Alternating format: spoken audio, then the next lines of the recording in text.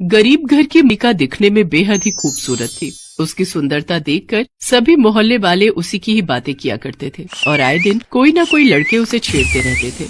मलिका अपनी विधवा माँ वंदना के साथ रहा करती थी। मलिका अपनी बेटी को लड़कों की छेड़छाड़ से बचाने के लिए उसके चेहरे के साथ साथ उसकी पूरी बॉडी पर काले रंग का मेकअप कर दिया करती थी, जिससे सबको यही लगता था कि मलिका एक काली और बदसूरत लड़की है। ऐसे ही समय बीतता जाता है। जुलाई महीने में बरसात के मौसम में एक शाम मलिका सब्जी लेने जाती है कि तभी जोरदार बारिश पड़ती है, जिसमें भीगने की वजह से मलिका का सारा मेकअप धुल जाता है और उसकी खूबसूरती सबके सामने आ जाती है। अरे ये अचानक इतनी तेज बारिश, अब मैं क्या करूं? मैं तो पूरी तरह भीग चुकी हूँ, मुझे जल्द से जल्द घर जाना होगा। वहीं बाजार में कुछ लड़के उसकी खूबसूरती देखकर हक्के बक्के रह जाते हैं और उसका पीछा करने लगते हैं। काफी दूर जाने के बाद भी जब वो लड़के मलिका का पीछा नहीं छोड़ते तो वो घबरा जाती है। उफ, ये गुंडे तो कब से मेरा पीछा कर रहे हैं, क्या करूं, कहाँ जाऊं? तभी उसे सामने एक पुलिस स्टेशन दिखता है और वो भागते भागते पुलिस स्टेशन के अंदर जाती है। वहाँ अर्जुन नाम का इंस्पेक्टर बैठा हुआ होता है, जो मलिका की खूबसूरती देखकर हैरान रह जाता है। तभी मलिका उससे कहती है, साहब प्लीज हेल्प मी, कुछ लड़के काफी देर से मेरे पीछे पड़े हैं, मुझे उनसे बचा लीजिए।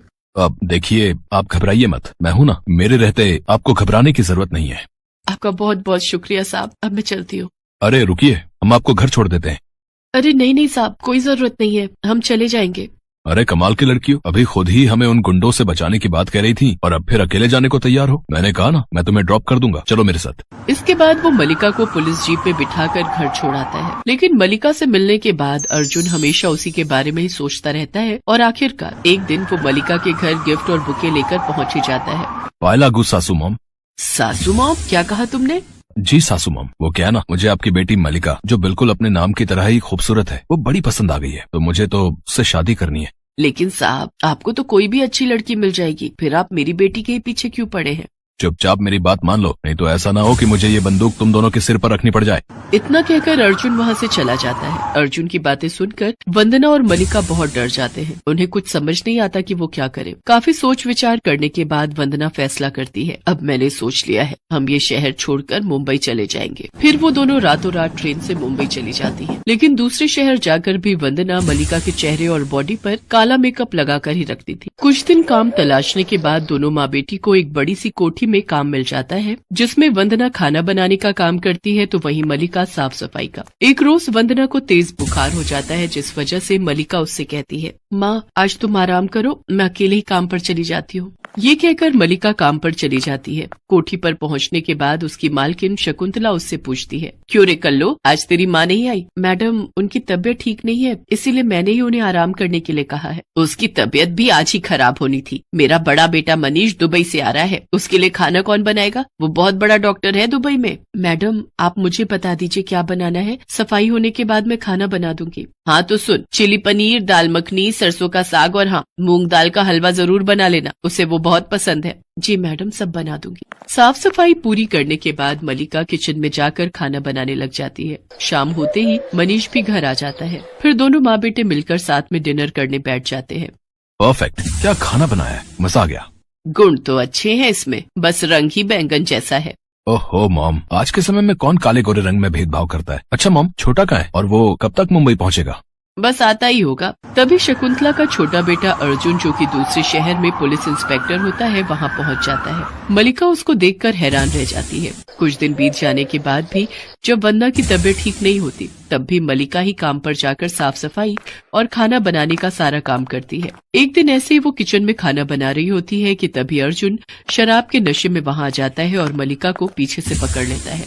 क्या सोचा था तूने, दूसरे शहर जाकर छिप जाएगी तो मुझसे बच जाएगी? छोड़ो मुझे, आप मेरे पीछे क्यों पड़े हैं, प्लीज मुझे जाने दो। तभी वहाँ मनीष आ जाता है और वो अर्जुन को थप्पड़ मारते हुए कहता है, छोटे, लड़कियों की इज्जत करना कब से भूल गया रे तू? क्या इसलिए पुलिस में भर्ती हुआ था? भैया, आप नहीं जानते इस बहरूपिये चेहरे के पीछे क्या राज छिपा है। अगर फिर भी आपको मेरी बात पर यकीन नहीं हो तो अभी इसको बोलो, ये अपना चेहरा धोकर आएगी। मलिका, ये क्या बोले जा रहा है, किस राज की बात कर रहा है ये? इसके बाद मलिका मनीष को उसके कमरे में ले जाती है और वॉशरूम में जाकर अपना काला मेकअप निकाल कर बाहर आती है। तभी शकुंतला और अर्जुन भी वहाँ आ जाते हैं। ये है मेरा राज, मेरा सच। उसकी खूबसूरती देखकर शकुंतला और मनीष हैरान रह जाते हैं। हे भगवान, कुछ पल में ही ये काली कलूटी इतनी गोरी कैसे हो गई? क्या लगाया रे तूने अपने चेहरे पर? यही मेरी सच्चाई है। रोज रोज लड़कों की छेड़खानी से तंग आकर मेरी माँ ने मेरे चेहरे और मेरी बॉडी पर ये रंग लगाना शुरू कर दिया ताकि मैं बुरे लड़कों की गंदी नजरों से बच सकूं। लेकिन इसके लिए तुम पुलिस की हेल्प भी तो ले सकती थी ना?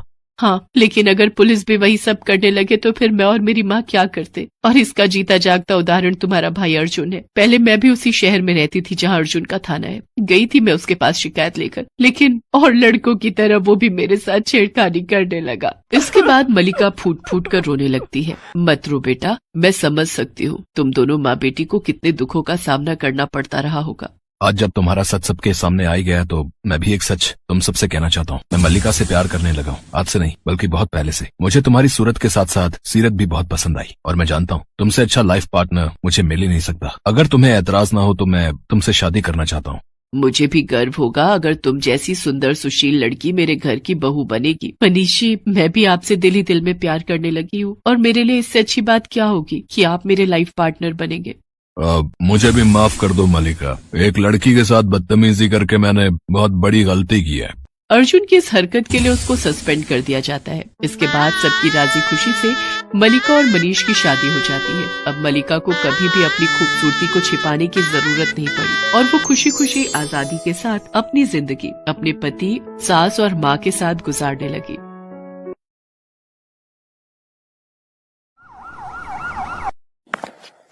रोशनलाल के बचपन के मित्र को हार्ट अटैक आ जाता है। रोशनलाल हॉस्पिटल पहुंचता है।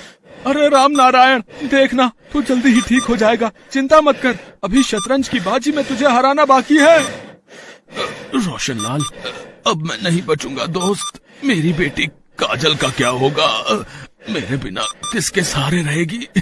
रोशन, मुझे वादा कर, तू अच्छा रिश्ता ढूंढकर मेरी काजल की शादी करवाएगा। पिताजी, आप ठीक हो जाओगे। राम नारायण मेरे दोस्त, मैं वादा करता हूँ काजल की शादी मैं अपने छोटे बेटे अखिल से करवाऊंगा। अब तू आराम कर। राम नारायण, क्या हुआ? आंखें खोल दोस्त। डॉक्टर, पिताजी आंखें नहीं खोल रहे, कुछ कीजिए doctor. Sorry, he is no more. पिताजी नहीं, आप मुझे छोड़कर नहीं जा सकते। चुप हो जा बेटी, चुप हो जा बेटी, मत रो। राम नारायण की जिंदगी का सफर शायद यहीं तक था। काजल बेसहारा हो गई थी। काजल अपने काले रंग के लिए पहले ही लोगों के तानों से परेशान थी, पर पिता का साथ उसे हिम्मत देता था। उनके जाने के बाद अब ये दुखों का पहाड़ काजल पर टूट गया था। रोशनलाल काजल को अपने घर ले आता है। तुम्हारा दिमाग खराब हो गया है क्या? हम अपने अखिल की शादी इस काली लड़की से कर दें? एक बहू गोरी और एक बहू काली। शुभा, मैंने अपने दोस्त को जुबान दी थी काजल मेरी जिम्मेदारी रहेगी और मेरा यही फैसला है कि अखिल और काजल की 2 दिन बाद शादी होगी। जब ये बात अखिल को पता चलती है तो वो भी इस शादी से इनकार कर देता है। पिताजी, मैं एक काली लड़की को अपना जीवन साथी नहीं बना सकता। तो ठीक है, फिर जायदाद में से एक फूटी कौड़ी मैं तेरे नाम नहीं करूंगा। जहाँ जाना है चला जा। अखिल गुस्से में अपने कमरे में आ जाता है। तभी, अरे देवर जी, कौन कह रहा है आप शादी के बाद इस लड़की को अपनाओ? एक बार शादी हो जाए उसके बाद किसी आसान तरीके से रास्ते का कांटा साफ कर देंगे। अभी पिताजी गुस्से में हैं। अगर जायदाद में से बेदखल कर दिया तो हाथ में कुछ नहीं आएगा। शादी के लिए हाँ कह दो। अनीता घर की बड़ी बहू थी, इसलिए अपने गोरे रंग रूप पर इतराती थी। अखिल अनीता की चालाकी भरी बातों को समझ जाता है और 2 दिन बाद अखिल और काजल की शादी हो जाती है। एक सुबह, माँ जी, ये आपके लिए चाय लाई थी। मैंने तुझे कितनी बार मना किया है, अपनी बदसूरत शक्ल लेकर सुबह सुबह मेरे सामने मत आया कर। मेरी गोरी और सुंदर बहू अनीता कहाँ है, जिसके कमरे में आते ही उजाला हो जाए? माँ जी, वो भैया के साथ रोहन के स्कूल गई हैं, इसलिए मैं चाय ले आई।